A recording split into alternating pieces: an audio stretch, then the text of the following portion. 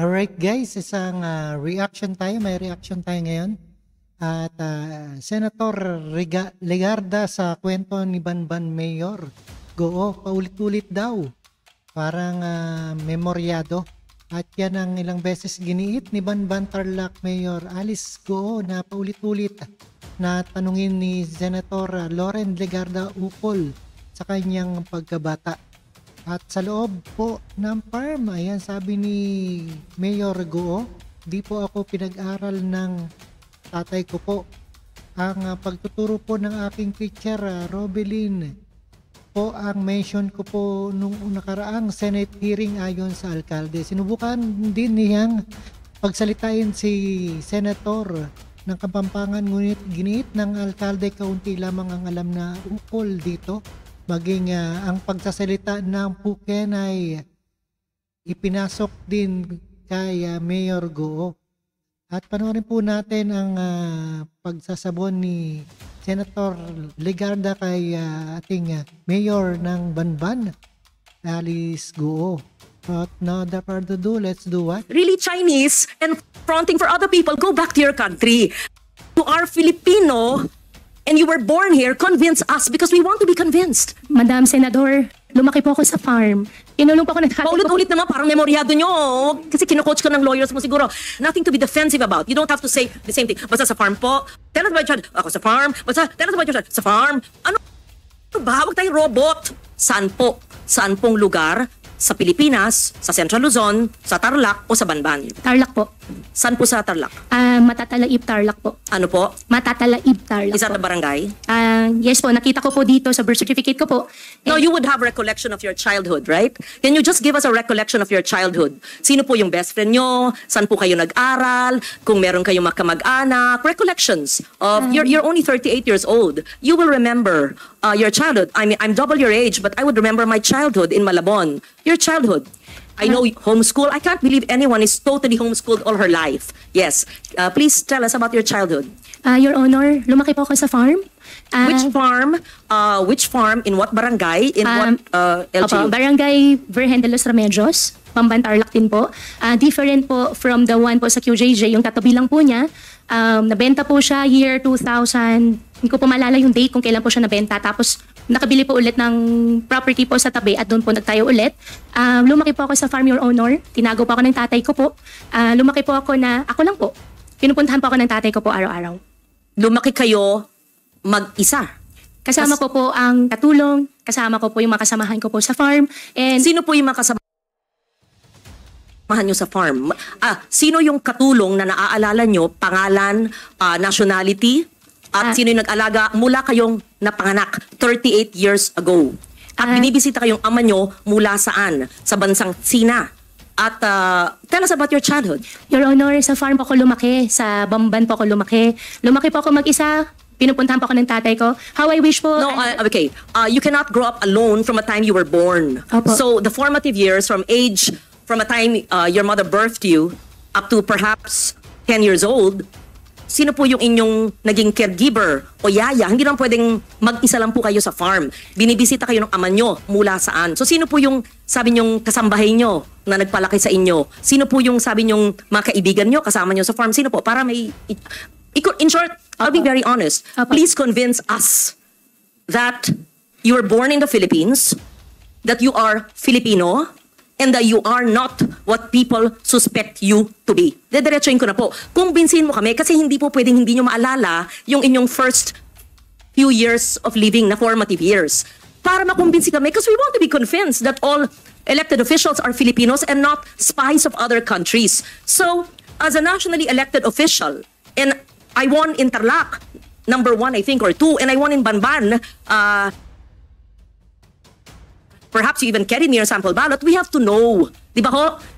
So if you're really Chinese and fronting for other people, go back to your country. But if you are Filipino and you were born here, convince us because we want to be convinced. So I'm trying to help you by trying to make you recall about your childhood. Hindi pwedeng, kasi parang scripted. Kasi I was born on this is what I can remember. And then when I ask you the same question, it's the same rote. R-O-T-E. So convince us. Your Honor, Lumaki po ako sa Bamban, Tarlac. Lumaki po ako sa farm. Paulit-ulit. Opo. Anong barangay, anong farm, sino po yung nag-alaga sa inyong sabi nyo na binibisita kayo ng ama nyo, ano yung family situation, sino po mga kalaro nyo, kaklase nyo, kung homeschooled kayo, sino po nag-homeschool sa inyo, ganun po. Madam Senador, ako po ay lumaki po sa Barangay Virgen de los Remedios, Bamban, Tarlac po. Ako po ay isang Filipino. Lumaki po ako kasama po yung mga empleyado po namin sa farm. Ipaprovide din po yung mga pangalan. Come and go rin po naman kasi yung mga naging empleyado po. 38 years ago po, Madam Senador, wala po ako talagang maalala ng sobra. Pero meron pa po ako isang kasama ngayon po na matagal na po sa amin, si Mang Boy po, na hanggang ngayon, kasama ko pa rin po siya. Sa susunod po, baka pwede ko po siya i-present din po dito para makilala nyo po. And in fact, 14 years old pa lang po ako, nagtatrabaho na po ako. Kilala po ako ng barangay chairman na mention po kanina na ipapaimbita. At bumibili na po ako ng mais. Pwede po ako mag-present po ng mga pangalan po nila na magpapaalam lang po ako sa kanila kung pwede ko po sila i-disclose po yung names po nila. At Excuse me, San Loren, kung pwedeng idagdag, kung kaugnay nyo lahat ng mga taong ito mula nung pagkabata nyo, pwede nyo bang ikwentos ng mahaba-haba ng konti in Kapampangan? Kasi syempre, kausap nyo sila sa sarili nilang lengguwahe. Madam Chairman, ang Bamban po ay Tagalog po. Meron din pong Kapampangan, pero yung mga kasama ko po sa loob ng farm po, mostly po mga Visaya po. Kasi ang piggery po, biosecurity po, hindi po sila lumalabas. Well, actually, San Loren, just for the record, may mga nag-o-observe na mga kababayan natin, pati mga netizens, mga Kapampangan. Yan po ang tanong nila sa inyo. Kasi Kapampangan po ang lengguwahe nila. Yes, yes. Anyway, can San you Loren, speak? please proceed. Thank you for that interjection. It's very helpful. Magsalita po kayo sa Kapampangan kung kayo lumaki sa... Madam You do- Senador, konti lang po yung alam ko po sa Kapampangan. Ang alam ko po, sobrang konti lang po. Di Okay, takda mo po. what Chinese language do you speak? Hokkien or Mandarin? I can speak Hokkien po. Okay, speak in Hokkien now. Bo, More. Tell us more about your life in China. wala po akong life po sa China. Dito po ako lumaki sa Pilipinas po. Tell us about your life in the Philippines and tell us about your family in China in Hokkien. Family ko po in No, China. in Hokkien. Please tell us about your father who's from China and he used to visit you when you were a child, and the family of your father in China, and where are you from China in Hokkien. We have interpreters and perhaps I can understand a little. Yes po. Guay lao pe, tui tai liok lai. Continue. Gua si Tiongkok lang. Gua si Philippine lang. Tell us about your relatives. Pakikwento po ang mga kamag-anak ng iyong ama. San sa bansang Sina ang inyong ama at ano ang ginagawa niyo? Sinabi niyo embroidery, etc. Negosyo at mga kamag-anak niyo doon. Tell San us. Loren, before she answers, Yes. maybe we can ask Ms. Batay, our Chinese interpreter, just to Yes, interpret to yes. us what the mayor said. Thank you. Ms. Batay. Okay, so in English, the interpretation would be, my father is from China. I am not a Chinese. I am a Filipino.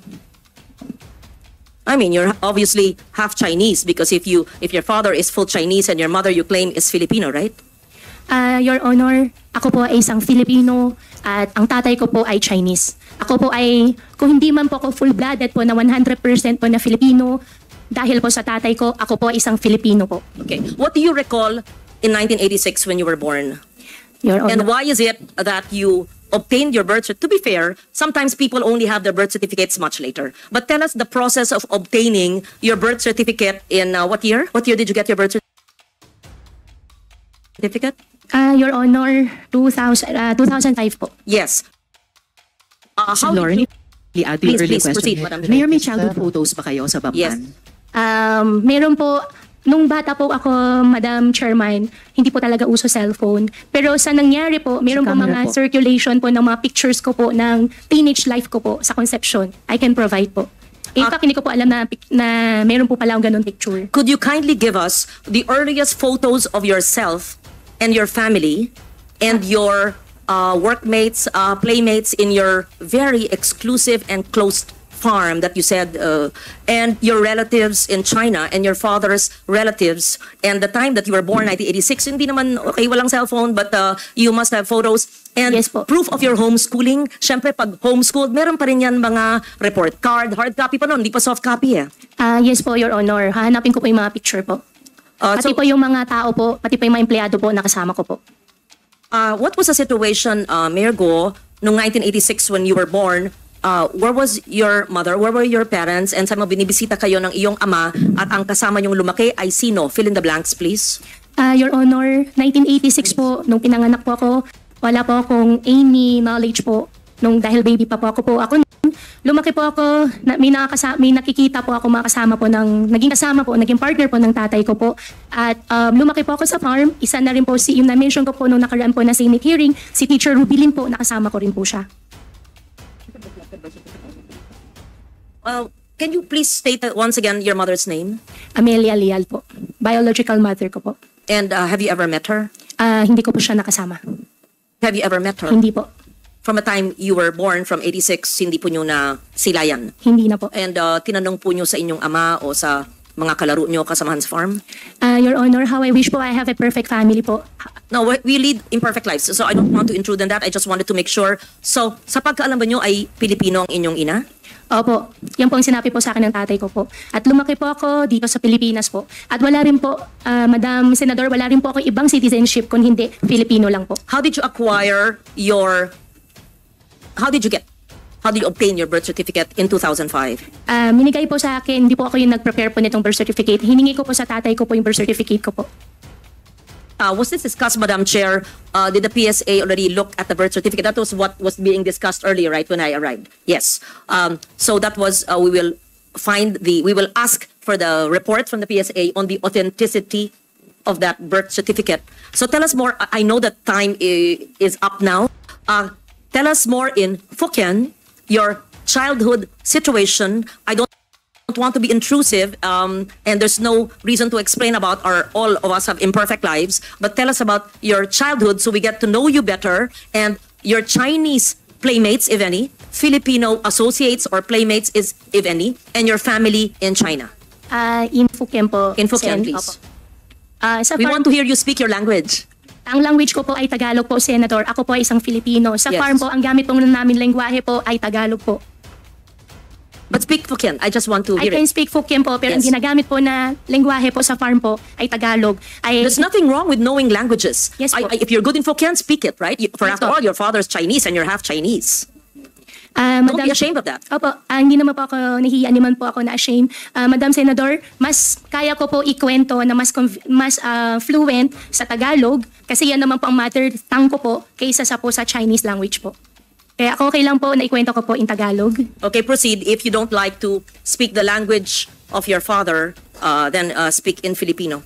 Opo. Briefly please, Mayor, dahil malapit na tayo mag-suspend for Ay, today. opo, sorry po ma'am. Thank you. Just brief. Opo. Thank you, Madam Chair. Lumaki po ako sa farm, 14 years old pa lang po ako. Nag-aalaga na po ako ng baboy. Ako nagpapaanak, ako rin po nagbebenta po ng mga fatteners po na nilalabas po ng farm. Medyo, hindi po yung negosyo. Mula po 1986 when you were born, your recollection, 86 to the time you obtained your birth certificate in 2005. Madam Senador po, nung maliit pa lang po ako, nung 1986 po, wala na po talaga akong malala. Although ayaw ko po talaga ma-mention yung word na wala po ako malala, pero wala po No, talaga I'm not ako maalala. asking about the day you were born. Obviously, nobody knows that. Any of us. I said 86 to 205. Between the day you were born and 9 years old, you would have some recollection. Ako nga po, doble ng age nyo. Naaalala ko pa yung childhood ko na ako'y 5 years old eh. Kilala ko pa yung grade school teachers ko eh. Yun lang po. Huwag tayo magpilosopo po dito. I mean, Opo. obviously, I'm not asking you, how was it when you were born? Hindi po. From 1986 to 205. Madam Senador, lumaki po ako sa farm. Kinulong po ako ng tatay ko. Paulit-ulit naman, parang memoryado nyo. Kasi kino-coach ka ng lawyers mo siguro. Just, magkwento, parang kaibigan. Parang nagpunta senador sa'yo, oh, Mayor, kamusta na kayo? Kamusta ang buhay nyo dito? Napana kayo sa farm? How was your life when you were born? Ganun. Sino yung neighbors nyo, playmates nyo, paano yung pamilya, binibisita ka na ama mo, ganun. Kwento lang. Madam Senador, As a Filipino, as you claim. Opo, gustong-gusto ko po magkwento. Ang playmates ko po doon sa farm ay yung mga dati po namin empleyado rin po. Kaming ko po yung mga tao pero may mga luma, mga matatagal po namin empleyado. Pagbalik ko po ngayon araw, hahanapin ko po sila at sa susunod po na Senate hearing, isasama ko na lang din po Ako, sila. aaralin pa ng mga abogado. Teka po, anything, when I say your first 10 years of your life, the first 9 years of your life, kilala ko pa yata yung isang abogado mo sa likod mo. Anyway, the first 9 years of your life, what is the first image that comes?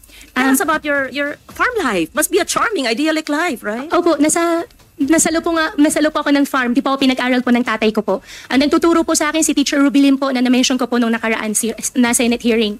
And how I wish po really, Madam Senador, na I have a perfect life po. No, However we're po, not talking about pinalaki po ako sa farm. imperfections or perfection.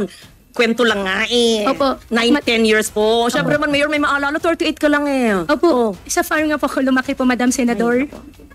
Hindi po naging normal po yung I'm not buhay ko. asking normal or it's Madam Chair, I know that time is limited and I would want to get to know the mayor. As I said, we're giving you the opportunity to prove to us that you are Filipino. Opo.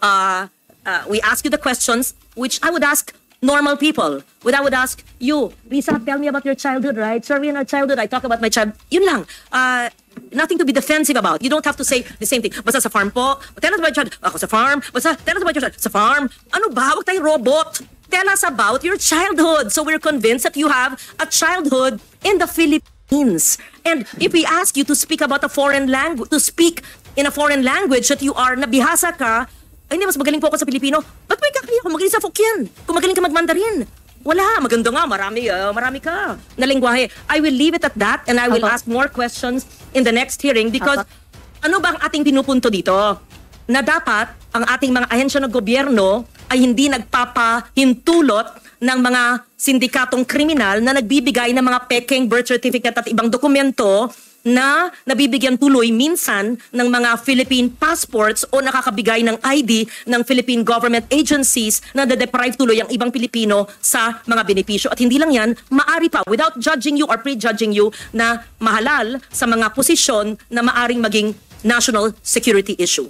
I'm not judging. I'm basing it on what I've heard and read, and I'm giving you the chance to prove that you are Filipino. Yes, so I will leave it at that. Thank you very much, Madam Chair, for the time and the patience, and I would like for her to submit the photos that you requested, the name of the teacher, and perhaps the teacher who helped her homeschooling, names of employees, their full names, photos, addresses, playmates, etc. You must have a neighbor who knew you in the 80s, right? Imposible mo walang may kilala. Hindi pwede. Alright guys, yan ang ilang beses na iginiit ni Banban Tarlac Mayor Alice Goo na paulit-ulit na tanungin ni Senator Loren Legarda tungkol sa kanyang pagkabata. At ito ay subaybayan po natin ang mga susunod na session ni Banban Mayor at ni Zoren Legarda at ni Loren Legarda. At maraming salamat sa inyong panonood at pakikinig dito kay The Rob Trip, and see us again sa ating the next reaction video. Alright, and peace out. Thank you guys.